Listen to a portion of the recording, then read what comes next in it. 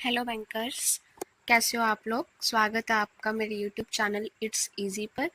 आज की वीडियो में जैसे ही आपको दिख रहा है बैंकिंग रेगुलेशन एक्ट 1949 के बारे में डिस्कस करेंगे।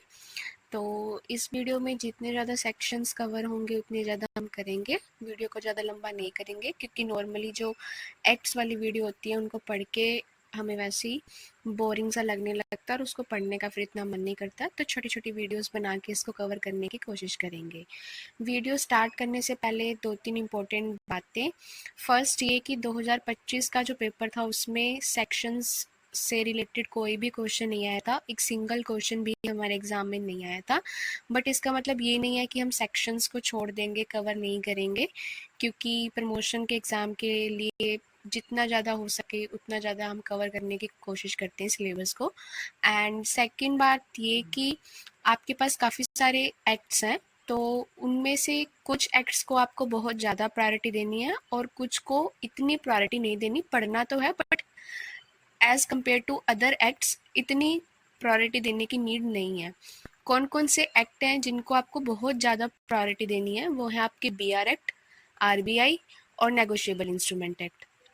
अब किनको लेस इंपॉर्टेंस देनी है? वो है आपके कॉपरा एक्ट, कंज्यूमर प्रोटेक्शन एक्ट, आपका RTI एक्ट हो गया, सरफेसी का हो गया, आपके ट्राइब्यूनल्स वगैरह हो गए, और आपका और कौन सा एक्ट रह गया, जो भी मिसलेनियस एक्ट रह गया, ऑम्बड्समैन वगैरह रह गए, वो सारे आपके इसमें आ जाएंगे जिनको थोड़ी सी कम इम्पोर्टेंस देनी है। ठीक है। और दूसरी बात ये कि वीडियो अगर ज़्यादा लंबी हो जाए तो आप उसको क्या करना, जितने आपको एक्ट्स के सेक्शंस, मान लो आपको 10 सेक्शन समझ में आ गए या आपने याद कर लिए, तो वीडियो को वहीं पे बंद कर देना और नेक्स्ट डे या थोड़ा टाइम रुक के फिर वहीं से वीडियो को वापस से पॉज करके स्टार्ट करके आप सुन लेना। क्योंकि अगर आपको ज़्यादा लगे कि बोरिंग हो रहा है, मेरे सेक्शंस ऊपर से जा रहे हैं, तो फिर ज़बरदस्ती भी पूरी वीडियो देखने का कोई फ़ायदा नहीं है। जितना समझ में उतना देखो, स्टॉप करो एंड नेक्स्ट डे या नेक्स्ट बारी में वहाँ से वापस से स्टार्ट कर लो। एक दो बार आप वीडियो को अच्छे से देखोगे, आपको समझ में आ जाएगा।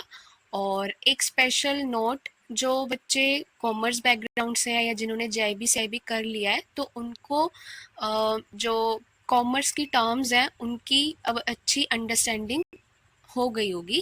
कैपिटल क्या होता है, कैपिटलाइज्ड एक्सपेंसेस क्या होते हैं, लाइबिलिटीज़ क्या होती है, एसेट्स क्या होती हैं, तो उनको ये जो एक्ट है ये पढ़ने में ज़्यादा डिफ़िकल्टी नहीं आएगी। बट जो बच्चे इन टर्म्स को नहीं समझते हैं, तो उनको मैं प्रेफर करूँगी कि आप एक्ट को और उसके सेक्शंस को बस नॉर्मली समझ लो और मतलब दिमाग में बिठा लो। ज़्यादा उसके अंदर डीप जानने की कोशिश मत करो, क्योंकि अगर आप डीप जाना चाहते हो और अच्छे से समझना चाहते हो तो उसके लिए आपको पहले इन टर्म्स को अच्छे से समझना पड़ेगा। और ये वीडियो वो राइट वीडियो आपके लिए फिर नहीं होगी, क्योंकि आप अगर सोचो कि इस वीडियो के अंदर मैं आपको टर्म्स भी एक्सप्लेन करूं तो ऐसा नहीं हो पाएगा। सिर्फ हम सेक्शंस और उस सेक्शन में क्या बात कही गई है वही चीज़ कवर करने वाले हैं। तो अगर आप इसकी डीप अंडरस्टैंडिंग डेवलप करना चाहते हो तो यूट्यूब पे काफ़ी सारी और वीडियोस पड़ी होंगी, आप उनको पहले देख लेना। बट इन केस अगर आप उन टर्म्स को अच्छे से समझते हो और सिर्फ अपने पेपर के लिए, अपने एग्ज़ाम के लिए उसको याद करना चाहते हो, तो आप ये वीडियो देख सकते हो। और एक लास्ट चीज़, ज़रूरी नहीं है कि आपको ये याद रहे कि किस सेक्शन में क्या बात बोली गई है। अगर आपको सेक्शन से जुड़ी हुई कंसेप्ट भी याद हो जाते हैं तो ये भी आपके लिए बहुत अच्छी, बहुत फ़ायदेमंद चीज़ रहने वाली है, क्योंकि ये मैंने पर्सनली एक्सपीरियंस किया है। ठीक है, तो चलिए वीडियो को स्टार्ट करते हैं। The act came into effect from 16 मार्च 1949। ये एक्ट कब लागू हुआ, कब प्रभावी हुआ? 16 मार्च 1949। अब इस एक्ट में क्या है, मार्च का महीना, आप इस एक्ट को और मार्च के महीने को थोड़ा सा रिलेट कर लो, क्योंकि ये एक्ट भी 16 मार्च 1949 को इफेक्टिव हुआ था और कुछ टाइम के बाद जब इसका नाम चेंज किया गया था तो वो भी मार्च के महीने में हुआ था। 16 तारीख नहीं याद रहती, कोई बात नहीं, मार्च का महीना और 1949 याद रह जाए काफ़ी है। ठीक है। पहले इस एक्ट का नाम क्या था? Banking companies act. और इसका नाम बैंकिंग कंपनी से बैंकिंग रेगुलेशन कब हो गया? 1 मार्च 1966 को, यानी कि मार्च 1966 को, यानी कि मार्च के महीने का और बैंकिंग रेगुलेशन एक्ट का कुछ आपस में कनेक्शन है। यहाँ से बस छोटा सा ऐसे हिंट याद कर लो और फिर आपको ये चीज़ याद रह जाएगी। Was made applicable to JNK in 1956। Jammu और कश्मीर पे कब एप्लीकेबल हुआ? 1956 में हुआ। और जम्मू एंड कश्मीर पे एप्लीकेबिलिटी के बाद ये एक्ट क्या है, पूरे इंडिया पे एप्लीकेबल होता है। अब हम इसके सेक्शंस को पढ़ते हैं। देखो सेक्शन 5 और जो ब्रैकेट में लिखा होता है उसको प्रोनाउंस करते हैं सब सेक्शन से, यानी कि इसको बोला जाता है सेक्शन 5 सब सेक्शन ए। देखो सब सेक्शन इसका क्या है, ए है, और इसके अंदर डिफाइन किया गया है अप्रूव्ड सिक्योरिटीज, जिसका पहला लेटर क्या है, ए और ए इस तरीके से आपको कनेक्ट करना है कि सब सेक्शन भी ए है और अप्रूव्ड सिक्योरिटीज भी ए से स्टार्ट होती है। अप्रूव्ड सिक्योरिटीज कौन सी होती है आपकी? वो सिक्योरिटी जो कि section 20 of Indian trust act 1882 में बताई गई है, वो वाली सारी सिक्योरिटीज हमारी अप्रूव्ड सिक्योरिटीज हैं। नेक्स्ट है section 5 sub section B. Sub section क्या है, बी, और इसमें डिफाइन किसको किया गया है, बैंकिंग को, जिसका पहला लेटर क्या है, बी। तो बैंकिंग और सब सेक्शन बी आपस में रिलेट हो गया।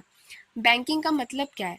Banking means accepting money from the public for the purpose of lending and investment, repayable on demand और otherwise, and withdrawable by cheque, draft order और अदरवाइज। यानी कि लोगों का जो पैसा है उसको डिपॉजिट की फॉर्म में एक्सेप्ट करना, उसको आगे लैंडिंग और इन्वेस्टमेंट पर्पस के लिए आगे कस्टमर्स को देना, और जब भी कस्टमर ने जिसने अपना पैसा जमा कराया है जब वो उसकी डिमांड करे तो उसको डिमांड पे वापस लौटाना, और अगर वो टाइम लाइबिलिटीज हैं, यानी कि अगर आपकी वो एफडीज या आरडीज हैं, तो जैसे उनका ड्यूरेशन कंप्लीट होगा तब कस्टमर को वापस करना। वापस करने के मेथड आपके कौन से है? चेक के थ्रू वापस होता है, ड्राफ्ट के माध्यम से, या फिर अदर जो भी मेथड होगा। तो ये है हमारी बैंकिंग, लोगों से पैसा एक्सेप्ट करना, डिपॉजिट लेना, लैंडिंग करना, सिंपल सी भाषा में।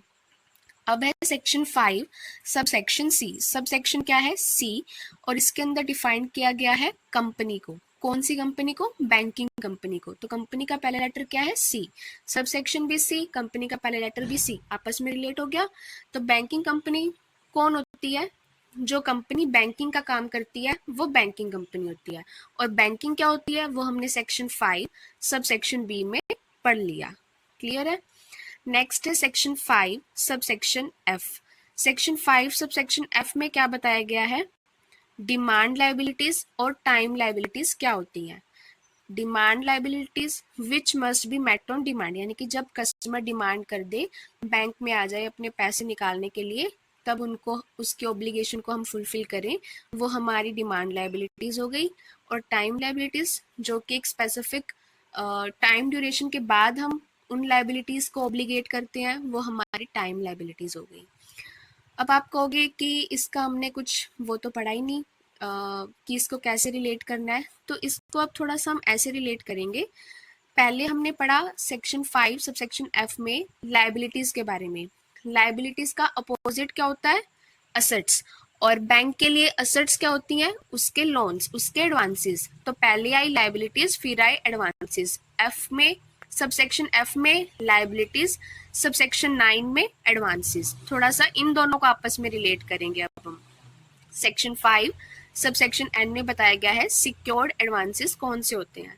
Advances where the market value of security at any time is not less than the advance outstanding। कहने का मतलब ये है कि अगर किसी कस्टमर ने 1 लाख रुपए का लोन लिया है और उसके लिए उसको सिक्योर करने के लिए, सिक्योर्ड एडवांसेस यानी कि जिस एडवांस के ऊपर हमारे पास बैंक के पास कोई सिक्योरिटी है। तो 1 लाख रुपए का लोन लिया है कस्टमर ने और हमारे पास 1.5 लाख रुपए की सिक्योरिटी है। फॉर एग्जाम्पल बैंक के पास 1.5 लाख रुपए की सिक्योरिटी है, समझ लो 1.5 लाख रुपए की एफडी पड़ी है हमारे पास। एफडी का भी एग्जाम्पल नहीं लेते, कोई और वैल्यू ले लेते हैं। सपोज गोल्ड है, हमारे पास गोल्ड पड़ा है 1.5 लाख रुपए का और कस्टमर को हमने 1 लाख रुपए का लोन दिया है। तो कभी भी उस गोल्ड की वैल्यू जितना कस्टमर का आउटस्टैंडिंग पड़ा है पैसा चुकाने के लिए, उससे कम नहीं हो सकता, उससे कम नहीं होनी चाहिए। वो आपके सिक्योर्ड एडवांसेस में आएंगे कि उनकी मार्केट वैल्यू कभी भी इतनी नहीं गिर सकती कि जो कस्टमर के बकाया रुपए पड़े हैं कि वो उससे भी कम चली जाए। अगर आपको ऐसे नहीं समझ में आए तो एग्जाम्पल से समझो। जैसे मैंने बताया था कि 1.5 लाख रुपए का हमारे पास गोल्ड पड़ा है और कस्टमर को हमने लाख रुपए का लोन दिया है, और अब मान लो उसकी किस्तें आगी और 80,000 रुपए का आउटस्टैंडिंग रह गया। मार्केट इतनी ज़्यादा गिर गई कि अब वो 1.5 लाख रुपए का जो सोना हमारे पास पड़ा था, आज उसकी वैल्यू 40,000 रुपये रह गई। तो कभी भी ये नहीं हो सकता कि 40,000 की वैल्यू रह गई और कस्टमर को चुकाने अभी 80,000 है, तो फिर वो सिक्योर्ड एडवांसेस नहीं होंगे। हर टाइम हमारी सिक्योरिटी की वैल्यू, जो हमारे पास कस्टमर की सिक्योरिटी पड़ी है, वो ज़्यादा ही होना चाहिए जितना कस्टमर को अभी रीपे करना है। ठीक है। नेक्स्ट है हमारे पास सेक्शन 6 सब सेक्शन 1। अब सेक्शन 6 सब सेक्शन 1 और सेक्शन 6 सब सेक्शन 2, इनको हम आपस में रिलेट करेंगे। कैसे करेंगे? जो सब सेक्शन 1 है उसके अंदर ये बताया हुआ है कि बैंक क्या क्या काम कर सकते हैं, एंड सेक्शन 6 सब सेक्शन 2 में बताया गया है कि बैंक क्या क्या काम नहीं कर सकते। तो इन दोनों को आपस में रिलेट करेंगे। Forms of business in which banking companies may engage: borrowing, raising or taking up of money, the lending or advancing of money, dealing in bills of exchange, hundies, promissory notes, coupons, drafts, bills of lading, railway receipts, warrants, debentures, certificates, scripts, etc. तो मतलब क्या क्या काम या क्या क्या business की form banking companies and उसमें एंगेज हो सकती हैं, वो काम कर सकती हैं। पैसा उधार ले सकती हैं, फिर आगे उधार पे दे सकती हैं, बिल्स ऑफ एक्सचेंज में डील कर सकती हैं, हुंडी बना सकती हैं, प्रॉमिसरी नोट बना सकती हैं, ड्राफ्ट बना सकती हैं, bills of lading, railway receipt, warrant, debenture, certificate. ये बिल्स ऑफ लेडिंग तो फिर भी चलता होगा आजकल, बट ये रेलवे रिसिप्ट्स, वारंट्स या फिर ये हुंडीज, बिल्स ऑफ एक्सचेंज, ये आज के टाइम में देखने को नहीं मिलते, मैंने तो अभी तक नहीं देखे। बट क्योंकि ये पुराने एक्ट में लिखी हुई है बातें और उसके अंदर अभी तक कोई अमेंडमेंट हुई नहीं है, तो वो चीज़ चली आ रही है। तो ये मोटे मोटे काम है जो जो बैंक कर सकता है। सेक्शन 6 सब सेक्शन 2 में वो बताया गया है कि अब बैंक कौन कौन से काम नहीं कर सकता। कौन कौन से काम है वो ऐसे डायरेक्टली तो लिखे नहीं है कि ये काम नहीं कर सकता। ये बता दिया गया कि banking company can not do such business other than those in sub section 6 sub section 1। यानी कि जो काम सेक्शन 6 सब सेक्शन 1 में लिखे गए हैं उनको छोड़कर बैंकिंग कंपनी और कुछ भी नहीं एक्स्ट्रा कर सकती। सेक्शन 6 सब सेक्शन 1 वाले सारे काम कर सकती है, उसके अलावा कोई भी काम नहीं कर सकती। ठीक है। सेक्शन 7 क्या कहता है? Banking company must use the word bank, banking, banker और बैंकिंग कंपनी। सेक्शन 7 को अगर आप कहीं पे नोट्स बना रहे हो तो आप इसके आगे इसको एक लाइन में कैसे लिखोगे कि use of the word bank, banker और banking company. Use of the word bank, banker और बैंकिंग कंपनी। कहने का क्या मतलब है, या इस सेक्शन के अंदर क्या बताया गया है कि जो भी बैंकिंग कंपनीज होती है ना, उनको अपने नाम के पीछे बैंक, बैंकिंग, बैंकर और banking company word compulsorily use करना होता है। जैसे कि हम बोलते हैं ना पंजाब नेशनल बैंक, तो पीछे बैंक आ रहा है। No company other than a banking company can use the word bank, banker, banking as part of their name. Banking company को छोड़ के कोई भी और कंपनी अपने नाम के पीछे बैंक, बैंकर, बैंकिंग नहीं लगा सकती। बैंकिंग कंपनी के लिए मस्ट है, बैंकिंग कंपनी के अलावा और कोई भी ये वर्ड यूज नहीं कर सकता। ठीक है। ऐसे तो जैसे आपने सुना है मार्केट में काफी सारे प्राइवेट प्लेयर्स हैं, मुथूट फाइनेंस हो गया या मन्नापुरम गोल्ड करके हो गया, वो भी कहीं ना कहीं फाइनेंस से जुड़े हुए हैं, बट वो अपने नाम के पीछे बैंक नहीं लगा सकते, बैंकर, बैंकिंग ये नहीं लगा सकते, क्योंकि ये प्राइवेट प्लेयर्स है, ये बैंकिंग कंपनीज नहीं है। ठीक है।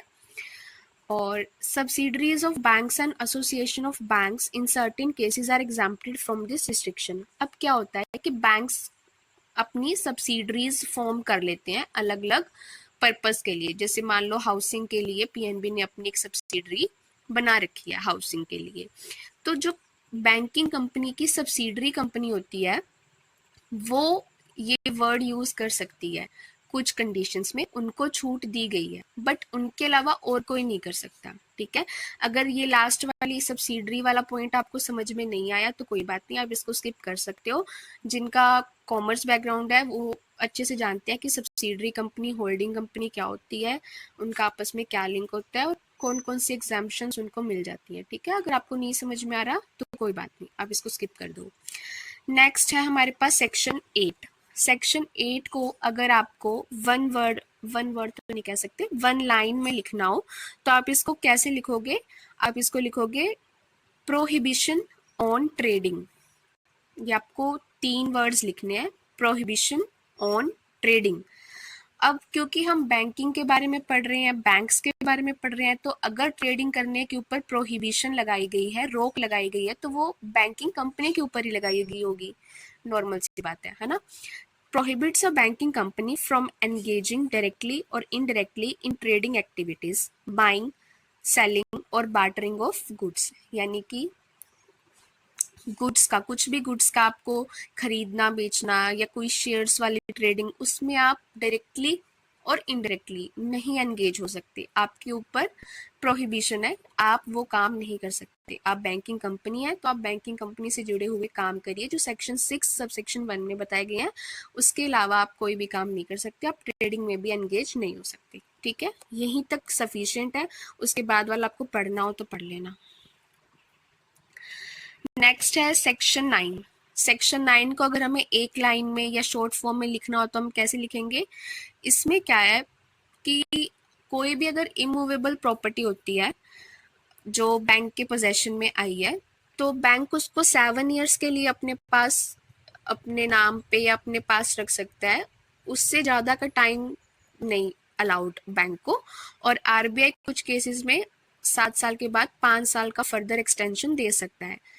और अगर कोई ऐसी प्रॉपर्टी है जिसका यूज बैंक अपने खुद के लिए कर रहा है, तो वो इमूवेबल प्रॉपर्टी बैंक अपने पास रख सकता है, एक्वायर कर सकता है अपने नाम पे। तो इसको हम शॉर्ट फॉर्म में लिखेंगे कि इमूवेबल प्रॉपर्टी, सिर्फ इतना ही लिख देंगे, सेक्शन 9 इमूवेबल प्रॉपर्टी। ठीक है, तो ये क्या कहता है कि prohibits a banking company from holding immovable property. Banking company के ऊपर रोक लगाता है कि वो इमूवेबल प्रॉपर्टी अपने पास होल्ड करके नहीं रख सकता। अगर उसको खुद के यूज के लिए चाहिए तो ठीक है, अदरवाइज वो 7 साल के से ज़्यादा के टाइम पीरियड के लिए अपने पास नहीं रख सकता। और कुछ कुछ स्पेशल केसेस में ये जो 7 साल वाला टाइम है, इसके बाद 5 साल आरबीआई और अलाउड कर देता है। जैसे कि जो स्टाफ ट्रेनिंग कॉलेजेस होते हैं ना, जो अब हमारे ये एएलआई बन चुके हैं या एसटीसी बोलते हैं जिनको, तो ये बैंक की बिल्डिंग्स बैंक ने अपने नाम पे एक्वायर करके रखी हुई है, क्योंकि बैंक इसको अपने खुद के लिए यूज़ करता है, अपने ह्यूमन रिसोर्स को एजुकेट करने के लिए, अच्छे से ग्रो करने के लिए, वहाँ पे ट्रेनिंग्स देने के लिए वो यूज़ कर रहा है। बट इन केस अगर कस्टमर की कोई प्रॉपर्टी थी, उसने लोन रीपे नहीं किया, तो बैंक ने सरफेसी वगैरह एक्ट के अंदर जो भी प्रोसीजर फॉलो करा और फिर वो प्रॉपर्टी उसके पास आ गई, उसके पोजेशन में आ गई। तो अब बैंक ऐसे नहीं है कि वो प्रॉपर्टी उसके नाम पे आ गई तो वो पड़ी है पड़ी है पड़ी है, नहीं, जो भी टाइम पीरियड होता है उसके बाद बैंक को ऑक्शन में वो प्रॉपर्टी निकालनी पड़ती है। जो पैसा आता है उससे बैंक अपना लोन सेट करता है, और अगर कुछ सरप्लस अमाउंट बचती है तो फिर वो कस्टमर को रिटर्न हो जाती है। मतलब मैं मोटा मोटा आपको समझाने के लिए बता रही हूँ, प्रॉपर क्या प्रोसीजर होता है वो मुझे भी नहीं पता। ठीक है, सिर्फ इतना बहुत है, उसके ज़्यादा आगे आप मत जाना, और अगर जाना है तो कोई और वीडियो देख लेना, फिर मैं इतना लंबा तो नहीं एक्सप्लेन कर पाऊंगी। नेक्स्ट है हमारे पास सेक्शन 10 सबसेक्शन 1 सबसेक्शन सी सबसेक्शन 3। अब इसके अंदर बहुत ज़्यादा चीज़ें एक्सप्लेन करी हुई हैं, बट इतना हमको नहीं पढ़ना, सिर्फ हमें यही याद रखना है क्या, whole time directors can hold office for a maximum period of 5 years at any one time. The term can be renewed for further periods not exceeding 5 years on each occasion. हमें सिर्फ अगर इसको शॉर्ट फॉर्म में याद करने के लिए लिखे तो हम लिखेंगे tenure of whole time directors, सिर्फ इतना, tenure of whole time directors. अब कितना है tenure of whole time directors? एक बार में वो 1 गो में 5 ईयर्स के लिए उस पोजीशन पे रह सकते हैं, और जैसे ही 5 साल कंप्लीट होते हैं उसके बाद उनका टर्म फिर से रिन्यू किया जा सकता है, और वो भी 5-5 साल के मल्टीपल्स में ही होगा। ठीक है, सिर्फ इतना चीज़ याद रखना है। उसके बाद पार्ट टाइम प्योर, इस पे मेरा सजेशन नहीं है कि मत जाना, बट इन केस आपको जाना हो तो आप जा सकते हो, डेफिनेटली जा सकते हो, क्योंकि लर्निंग का कभी कोई भी स्टार्टिंग और एंड पॉइंट नहीं होता, तो जितना ज़्यादा चाहे कर सकते हैं कवर। नेक्स्ट है सेक्शन 10A2। 10A2 में क्या बताया गया है? Not less than 51% of total number of directors should have knowledge or other experience of accountancy, agriculture, rural economy, banking, cooperation, economics, law, finance, small scale industry, etc. इसका आप short form में लिखना, अगर कहीं पे भी लिख रहे हो तो स्पेशलाइज्ड नॉलेज, स्पेशलाइज्ड नॉलेज। अब ये सेक्शन कहना क्या चाहता है? ये कहता है कि एक बैंक के अंदर जितने भी टोटल डायरेक्टर्स होंगे, जितने भी, सपोज किसी में 100 हैं, फॉर एग्जाम्पल 100 हैं, तो नॉट लेस देन 51%। 51% कितना हो गया? 51। यानी कि कम से कम 51 डायरेक्टर्स तो आपके पास ऐसे होने चाहिए। अगर किसी बैंक में 100 है तो उसका एग्जाम्पल देके बता रही हूँ कि कम से कम 51 डायरेक्टर्स आपके पास ऐसे होने चाहिए जिनके पास इन स्पेशलाइज्ड फील्ड्स की नॉलेज हो। अब ये स्पेशलाइज्ड फील्ड्स कौन कौन से हैं ये आपके सामने लिखे हुए हैं: accountancy, agriculture, rural economy, banking, cooperation, economics, law, finance, small scale industry etcetera. तो इन फील्ड्स की नॉलेज उनके पास होनी चाहिए कम से कम 51, ज़्यादा से ज़्यादा कितने भी हो सकते हैं। ठीक है, उसके आगे इतना लंबा चौड़ा लिखा हुआ है, इसको मत पढ़ना, ऐसे टाइम वेस्ट करेगा ये आपका। अगला है section 11, minimum paid up capital and reserves. तो जो पेड अप कैपिटल को समझते हैं, ऑथराइज कैपिटल को समझते हैं, उनके लिए ये पॉइंट समझना काफ़ी इजी रहेगा। जो नहीं समझते हैं वो एक बार या तो एग्ज़ाम के लिए सिर्फ इसका रट्टा लगा लो, और अगर आप पहले समझना चाहते हो कि पेड अप कैपिटल क्या होती है तो फिर आप एक बार वीडियो को ये अच्छे से देख लेना, समझ लेना कंसेप्ट, उसके बाद इसको याद करना। तो bank incorporated in India having place of business in more than one state. तो जो बैंक्स इंडिया में इनकॉर्पोरेट हुए हैं, इंडिया में बने हैं, और उनका एक से ज़्यादा राज्य में काम है, तो उनकी minimum paid up capital 5 lakh की बताई गई है।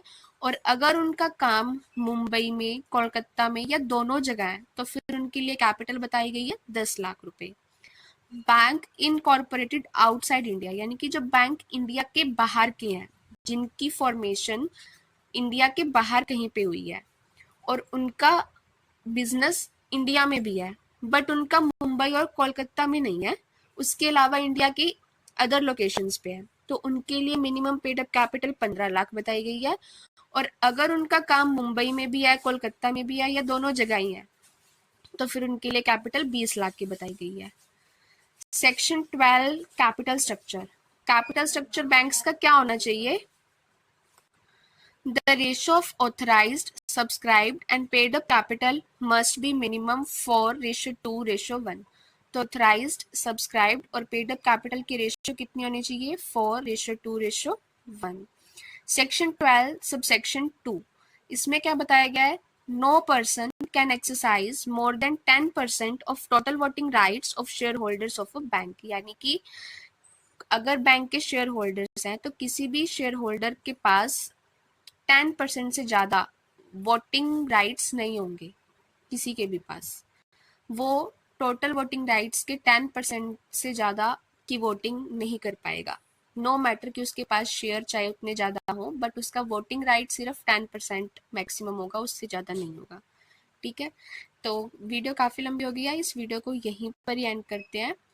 चीज़ों को अच्छी तरीके से समझने की कोशिश करिएगा, और हो सके तो हैंड रिटन नोट्स बना लीजिएगा ताकि आपको याद रहे जल्दी। और वीडियो में कुछ भी आपको अच्छा लगा हो तो वीडियो को लाइक कर देना, चैनल को सब्सक्राइब करना एंड वीडियो को शेयर करना। Thank you so much.